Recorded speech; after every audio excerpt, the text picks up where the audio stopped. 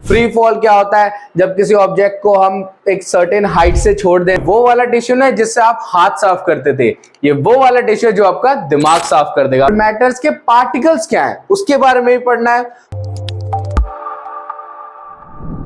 Hello 9th के बच्चों, finally class 8 का रिजल्ट आ चुका है और आप सबने बहुत ही बढ़िया स्कोर करके क्लास 9th में एंट्री ले ली है। लेकिन अब जो हमारा सेशन है 24 to 25, उसमें हम साइंस के लिए क्या करेंगे, कैसे करेंगे, उसी चीज के लिए हमने जो रोड मैप बनाया सिर्फ आपके लिए बेटा। उस रोड मैप का मेन पर्पस क्या है? ताकि इस रोड मैप को आप फॉलो करके इस बार के सेशन में 95 प्लस स्कोर कर पाओ। तो बिना किसी देरी के जल्दी से वीडियो को शुरू करते हैं। हाँ तो बेटा, चैप्टर नंबर 1 है, उसका नाम है मैटर इन आवर सराउंडिंग। लेकिन उससे पहले एक जरूरी बात क्या कि वीडियो का थंबनेल देख के आपको समझ आई गया कि ये चैप्टर क्लास 9 के लिए। इसमें हम पूरा हमारा जो सिलेबस है उसमें चैप्टर वाइज जो टॉपिक्स आ रहे हैं, इस बार के हमारे सेशन 24 to 25 में जो टॉपिक्स आ रहे हैं ना, वो बताने वाले हैं। तो चैप्टर 1 का नाम है मैटर इन आवर सराउंडिंग। इसमें क्या क्या टॉपिक आ रहे हैं? सबसे पहले हम पढ़ेंगे व्हाट इज मैटर। मैटर क्या है, मैटर क्या है इसके बारे में जानना है।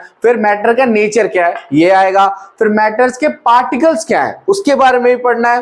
फिर मैटर का स्टेट क्या होता है, कितने टाइप के मतलब कितने स्टेट्स ऑफ मैटर होता है उसके बारे में पढ़ेंगे। और last changes of matter. Changes of matter का मतलब एक स्टेट से जब दूसरे स्टेट में मैटर जाएगा तो उस चेंजेस के बारे में पढ़ना है। और इवेपोरेशन। इवेपोरेशन का मतलब क्या होता है? जब लिक्विड हीट की प्रेजेंस में वो गैस में कन्वर्ट हो जाए उसे इवेपोरेशन कहते हैं। तो ये जो टॉपिक है ये चैप्टर 1 के है। जल्दी से मूव करते हैं चैप्टर नंबर 2 की। हाँ तो अब लेके आ गए चैप्टर नंबर 2 जिसका नाम है is matter around us pure. उसमें यही टॉपिक है जो आप लोगों को करना है। पहला टॉपिक क्या है?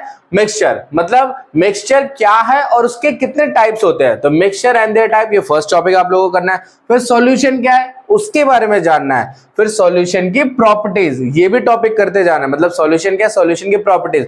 उसके बाद एक नई टर्म आएगी जिसे हम पढ़ेंगे सस्पेंशन। मतलब जब एक रूम में, डार्क रूम में एक सनलाइट एंटर करती है उसकी वजह से जो पार्टिकल्स विजिबल होते हैं उसे टिंडल इफेक्ट कहते हैं। लेकिन टेंशन मत लो, देखो बेटा यहाँ पे हम सिर्फ चैप्टर्स के टॉपिक बता रहे हैं, लेकिन हर एक चैप्टर की वीडियो में अपलोड करूंगा। तो पूरे साल भर हमारे साथ बने रहना। सारे चैप्टर्स की पूरी लेक्चर वाली वीडियो आपके लिए जरूर आएगी, बस थोड़ा सब्र करो। तो टिंडल इफेक्ट आपको थोड़ा बहुत रफ बता दिया हमने। फिर बताएंगे हमारे पास फिजिकल चेंज और केमिकल चेंजेस क्या होता है इसके बारे में, और प्योर सब्सटेंस क्या होता है। तो ये सारे टॉपिक थे चैप्टर 2 में। मूव करते हैं चैप्टर नंबर 3। तो अब आपके सामने है चैप्टर नंबर 3 जिसका नाम है एटम्स एंड मॉलिक्यूल्स। ये चैप्टर थोड़ा इंपॉर्टेंट चैप्टर है, इसमें से क्वेश्चन बहुत ही अच्छे वाले आते हैं इसलिए, ठीक है। पहला क्या है? Law of chemical combination. Chemical combination होता है क्या? मतलब जब दो एलिमेंट आपस में रिएक्ट करते हैं, जब दो रिएक्टेंट आपस में रिएक्ट करते हैं और वो प्रोडक्ट बनाते हैं उसे केमिकल कॉम्बिनेशन कहते हैं। फिर हम बताएंगे हमारे एटम क्या होता है। एटम वाले भैया के बारे में जानकारी होनी चाहिए। एटम्स के बाद जो रिलेशन आता है वो आता है मॉलिक्यूल्स। तो एटम एंड मॉलिक्यूल इसके बारे में नॉलेज लेनी है। जो मेरे पास प्रोडक्ट बचा उसका वजन क्या है। Example in case H2O। H2O आप लोग सबको जानते हो क्या होता है? वाटर होता है। तो H2O का मॉलिक्यूलर मास क्या होता है? देखो बेटा हाइड्रोजन का जो एटॉमिक मास होता है वो होता है 1, और कितने मॉलिक्यूल्स है? 2। तो ये हो जाएगा 1 × 2, और ऑक्सीजन में प्लस हो जाएगा। ऑक्सीजन का एटॉमिक नंबर होता है 8 लेकिन एटॉमिक मास होता है 16। तो 1 + 2 × 4 + 16। तो 1 + 2 2 + 16 कितना हो गया? 18। तो 18 इसका हो गया मॉलिक्यूलर मास। तो ऐसे ही वाले क्वेश्चन आएंगे मॉलिक्यूलर मास पे। इस चैप्टर में बस इतना ही था। ये पांच टॉपिक। मूव करता है चैप्टर नंबर 4 की। अब आपके सामने चैप्टर नंबर 4 जो कि बहुत लेंथी चैप्टर है क्योंकि इसमें बहुत साइंटिस्ट के बारे में पढ़ना होता है, उनकी सारी थ्योरी वगैरह का कॉन्सेप्ट है। क्या है बेटा? नाम है स्ट्रक्चर ऑफ एटम। इसमें सबसे पहले हम जो मैटर्स है ना उसके पार्टिकल्स के चार्ज वगैरह के बारे में पढ़ेंगे, वो टॉपिक यहाँ पे कवर होगा। उसके बाद जो एटम होता है, अभी आपने एटम पिछले मतलब चैप्टर 3 में सुना था, अब चैप्टर 4 में उसके स्ट्रक्चर होंगे, उसमें क्लासिफिकेशन आएगी कि इलेक्ट्रॉन क्या होता है, प्रोटॉन क्या होता है, न्यूट्रॉन क्या होता है, इन सब के बारे में पढ़ना है। अब इसके बिहाफ पे, इलेक्ट्रॉन प्रोटॉन न्यूट्रॉन के बिहाफ पे कुछ साइंटिस्ट थे जो फेमस साइंटिस्ट जिन्होंने अपनी थ्योरी बताई थी हमें, वो कौन कौन सी थी? Thompson model of an atom, Rutherford model of an atom and Bohr's model of an atom. इसको पढ़ना बहुत जरूरी है, पेपर में ये क्वेश्चन आएगा ही आएगा, पक्की बात है। उसके बाद electron orbit and their valency, मतलब सेल डिस्ट्रीब्यूशन जिसे कहते हैं कि जैसे जो कोई भी एलिमेंट है उसका एटॉमिक नंबर है ना, तो वो कैसे फिल करा जाता है, मतलब उसके नंबर ऑफ इलेक्ट्रॉन कैसे कैसे किस किस जगह पे स्टेबल होंगे, वो इलेक्ट्रॉन ऑर्बिट और उसकी वैलेंसी वगैरह का कॉन्सेप्ट है। फिर अभी हमने बात करी थी H2O का एग्जांपल लेके, है ना, इसमें हमने एटॉमिक नंबर, एटॉमिक मास कुछ शब्द बोले थे, वो आ जाएंगे डिटेल में इस चैप्टर में, atomic number and atomic mass. उसके बाद लास्ट जो टॉपिक आएगा वो होगा आइसोटोप। आइसोटोप का मैं अभी रफ आइडिया बताऊं तो यही होता है बेटा, आइसोटोप वो वाले एलिमेंट्स होते हैं ना जिनका सेम एटॉमिक नंबर होता है लेकिन डिफरेंट मास नंबर। सिर्फ इतना ही समझो, अभी जब डिटेल वीडियो आएगी तब अच्छे से समझना। तो स्ट्रक्चर ऑफ एटम में यही टॉपिक है। मूव करते हैं चैप्टर नंबर 5 की। तो अब हम आ जाते हैं हमारी बायोलॉजी यूनिट पे, जो कि चैप्टर नंबर 5 है, जिसका नाम है the fundamental unit of life, और शॉर्ट में बोला जाए तो सेल। मतलब इस चैप्टर में ना बेटा, आज तक का देखा है मैंने रिकॉर्ड, इस चैप्टर में बच्चे बहुत ज्यादा कंफ्यूज होते हैं कि सर क्या पढ़ना है, कैसे पढ़ना है, समझ रहे हो, मतलब इसमें बहुत सारे टॉपिक है। इसलिए आप लोगों के लिए हम जो ये लेके आए हैं, इसमें सारे टॉपिक बता रखे कि ये पढ़ लो काम हो जाएगा। वो क्या है बेटा, सबसे पहले सेल के बारे में पढ़ेंगे कि बेटा सेल क्या है, सेल के बाद सेल का स्ट्रक्चर क्या है, हाँ, सेल के स्ट्रक्चर क्या है, और उसी स्ट्रक्चर में हमें क्या क्या चीजें पढ़नी है, न्यूक्लियस क्या होता है, सेल वॉल क्या होता है, प्लाज्मा मेम्ब्रेन क्या होता है, साइटोप्लाज्म, एंडोप्लाज्मिक रेटिकुलम। ये जो एंडोप्लाज्मिक है ये दो टाइप में होता है, एक होता है एससीआर और एक होगा आरईआर। एससीआर होगा smooth endoplasmic reticulum, rough endoplasmic reticulum. मतलब इन सब टॉपिक्स को हमें बहुत अच्छे से करना है, तभी हमारे ये चैप्टर कवर हो पाएगा पूरा अच्छे से। फिर आएगा गोल्गी apparatus, फिर लाइसोसोम्स, माइटोकॉन्ड्रिया। आज तक सुना है ना, who is known as the power house of the cell? Yes, it's mitochondria. Mitochondria is known as the power house of the cell. ये भी बहुत इंपॉर्टेंट है, पेपर में आता है। उसके बाद प्लास्टिड। ये टॉपिक्स आप कर लो, आपका चैप्टर 5 खत्म, क्योंकि हमारा स्कोर क्या है इस बार 95 प्लस। मूव करते हैं चैप्टर नंबर 6 की। तो अब आ जाते हैं हमारे चैप्टर नंबर 6 पे, जिसका नाम है टिश्यू। ये वो वाला टिश्यू ना जिससे आप हाथ साफ करते थे, ये वो वाला टिश्यू जो आपका दिमाग साफ कर देगा। अब इसके टॉपिक देख लेते हैं बेटा, इसमें बहुत बच्चों को कंफ्यूजन होते क्या पढ़े क्या ना पढ़े, इसलिए सामने आपके सारे टॉपिक्स हैं।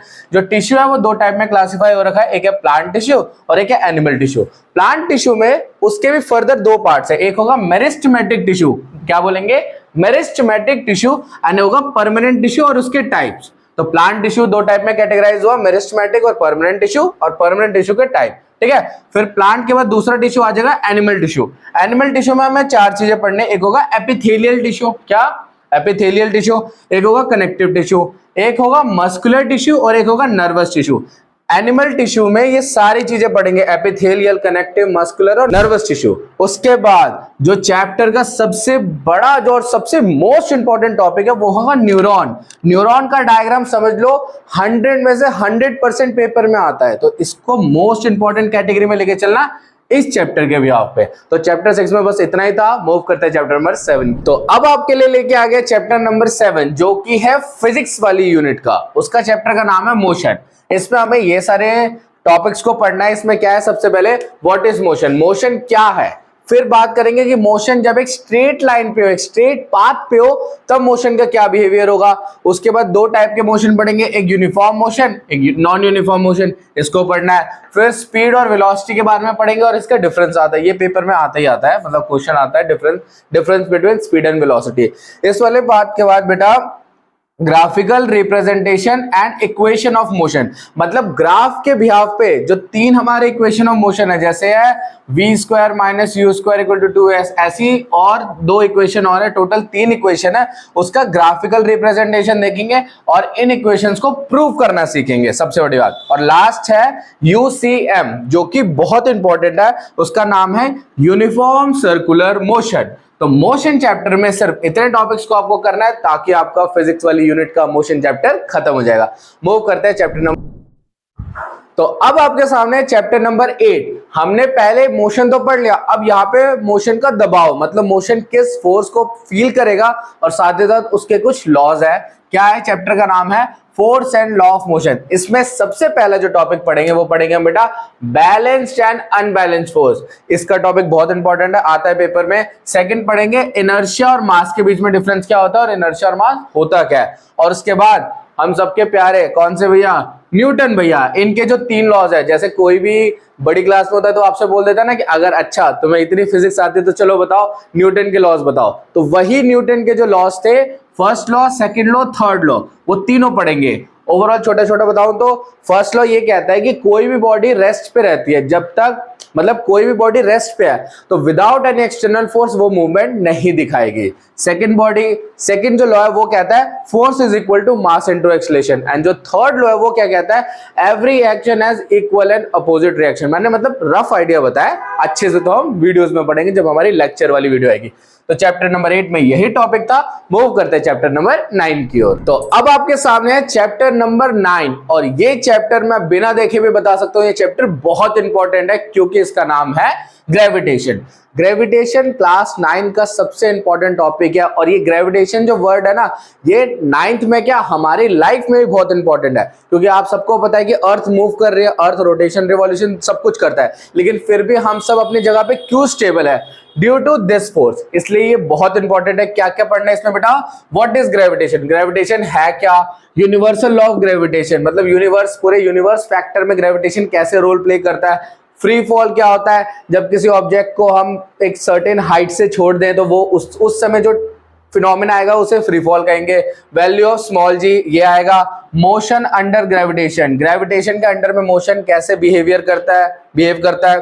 साथ ही साथ मास और वेट का डिफरेंस, आपको लग रहा होगा दोनों सेम है, लेकिन दोनों में बहुत फर्क होता है। तो differentiate between mass and weight, ये पक्का आएगा पेपर में लिख के। कुछ ऐसे टॉपिक्स है ना जो पक्का आता है पेपर में, तो टेंशन ले लो, सब बताऊंगा आपको। और साथ ही साथ वेट ऑफ मून, इसका थोड़ा सा मैं एक फंडा बताऊं। इसका क्या कॉन्सेप्ट है कि कहा जाता है कि जैसे जिस बॉडी का वेट यहाँ पे हमारे अर्थ पे जितना भी वजन होगा ना, उसका 1/6 टाइम हो जाता है मून पे जाके। समझ आ रही बात? मतलब मून पे जाके उसका 1/6 टाइम्स हो जाता है।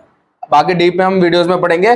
फिर है थ्रस्ट एंड प्रेशर, ये भी इंपॉर्टेंट टॉपिक है। एंड लास्ट है हमारा आर्किमिडीज प्रिंसिपल। तो ग्रेविटेशन में ये सारे टॉपिक पढ़ने बहुत इंपॉर्टेंट चैप्टर है, ठीक है? इसको नोट करो और मूव करते हैं चैप्टर नंबर 10 की ओर। अब है चैप्टर नंबर 10 की बारी, जिसका नाम है वर्क एंड एनर्जी, और इसमें ये सारे टॉपिक है जो कि बहुत इंपॉर्टेंट है। क्या क्या है बेटा? इसमें सबसे पहले हम पढ़ेंगे व्हाट इज वर्क। वर्क क्या है? मतलब कार्य है। कोई काम को करने के लिए वर्क कहते हैं, तो भाई कार्य क्या है, वर्क क्या है, ये पढ़ेंगे। फिर work done by a constant force, जब कोई एक कांस्टेंट एक फिक्स्ड फोर्स अप्लाई होगा उस समय वर्क डन कैसे कैलकुलेट होगा। एनर्जी के बारे में पढ़ेंगे, वर्क का फंडा खत्म हो जाएगा। फिर एनर्जी के बारे में पढ़ेंगे एनर्जी एंड देयर टाइप, उसमें क्या क्या आएगा, काइनेटिक एनर्जी क्या होती है और पोटेंशियल एनर्जी होती है। क्या क्या? काइनेटिक एनर्जी और पोटेंशियल एनर्जी के बारे में पढ़ना है, ठीक है।